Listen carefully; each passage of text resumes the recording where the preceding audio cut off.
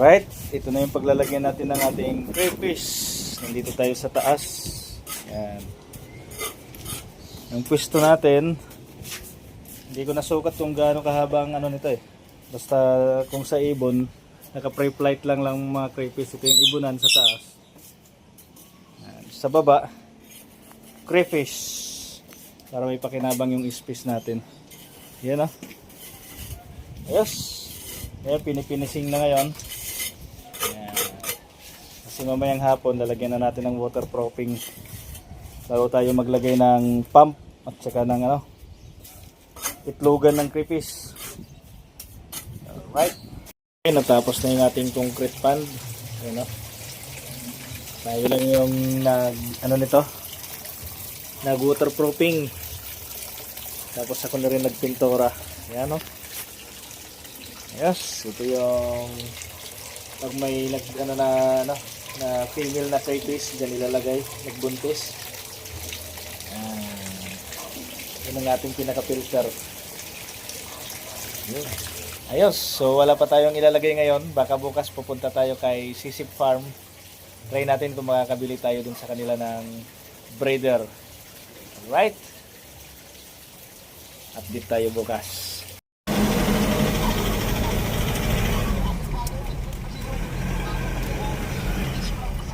Ayun, nakita na natin.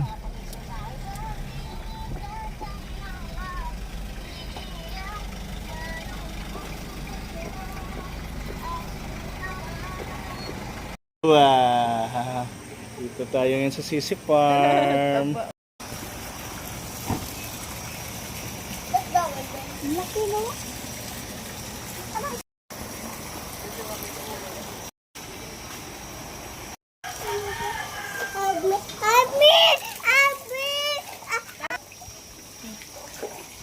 Paano nalaman pag babae yun? Pag pula yung sipit, babae. Lalaki. Wala.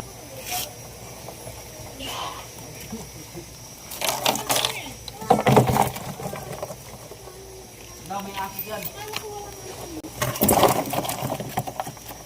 Tulad lang, i-bite ka niyan.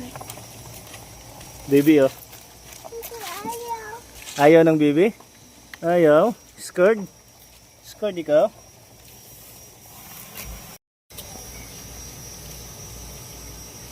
Iya. Wala na. Yung po, 5 lalaki. Ayun. 5 lalaki. 5 lalaki. Walang pa-previous po. Ito bang tinatawag nila na tagoro, sir? Opo.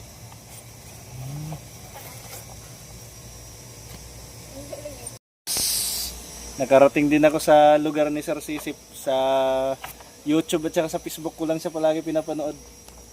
Yan, dito na ako.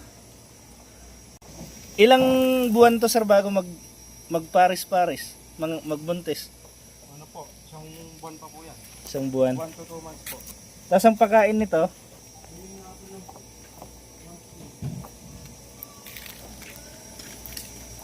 masakit mga nipit to?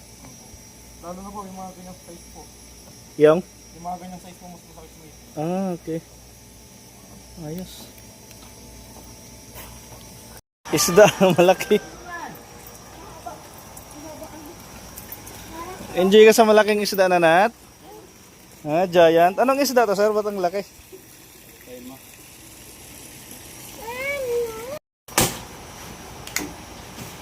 Ginabi na tayo mga sangkay umuwi.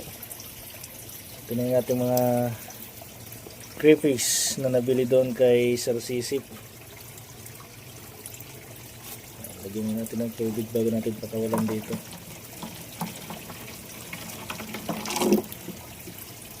Babad muna natin para di mabigla. Dito natin papakawalan ito ng sangkay.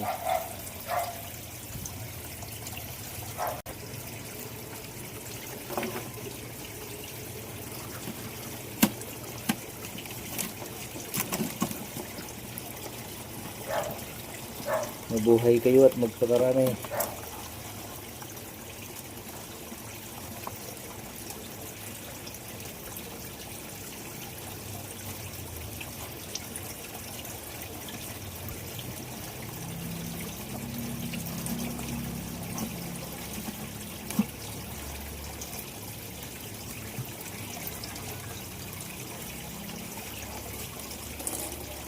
Yes. Ayan mga sangkay. Gumala na kagad sila oh. Ito na kagad ng kanya-kanyang tago.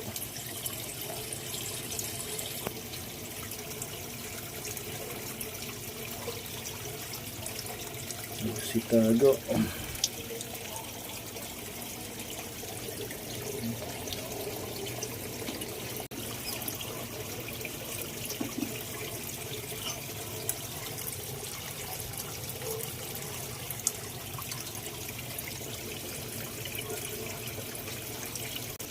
Testing natin pakainin mga sangkay kung kakain sila.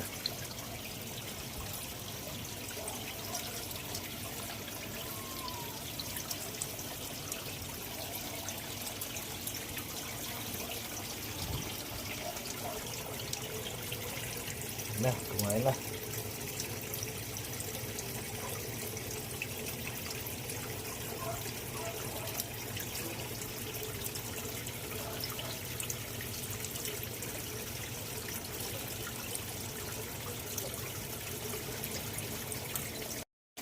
Silipin na lang natin ulit ito bukas. Bukas ng umaga kung anong balita sa kanila.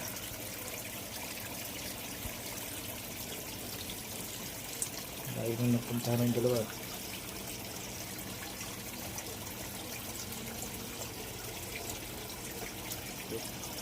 Update tayo bukas.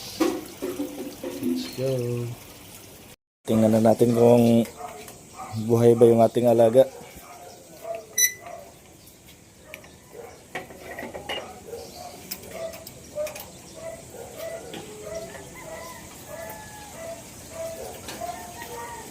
Sila magtago mga sangay. Tingnan niyo yung aking gapi. Yan, pulang pula. Tapos yung crayfish, yun, nakatago. Buhay yung ating mga binili. Yan o, malalakas.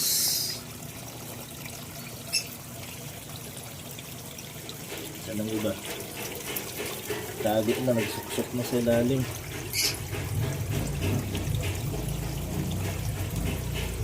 Dito ah.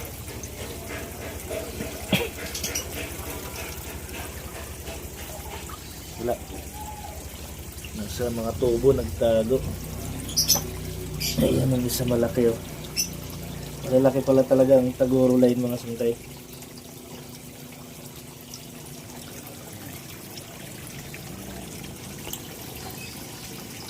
Kanya-kanya na sila tago. Yes. Ito pa itong gold piece na sa labas. Pulang pula. Ito natin paiklogan. Yes. So, mamaya pa tayong gabi magpapakain kasi nagtago sila sa... Ayun, may lumabas. Yun, may nakalabas. Laki niyan. Magpakita. Yes. So, ang taas nito ay aking ibunan yan, oh. Ibunan, yan, oh. Hello, Hop. Ang taas nito. Baba, crayfish. Yan. Pag dumami to, ito dito magiging pispan din to. Pati dito sa labas. Magiging pispan din ng area na to. Yes.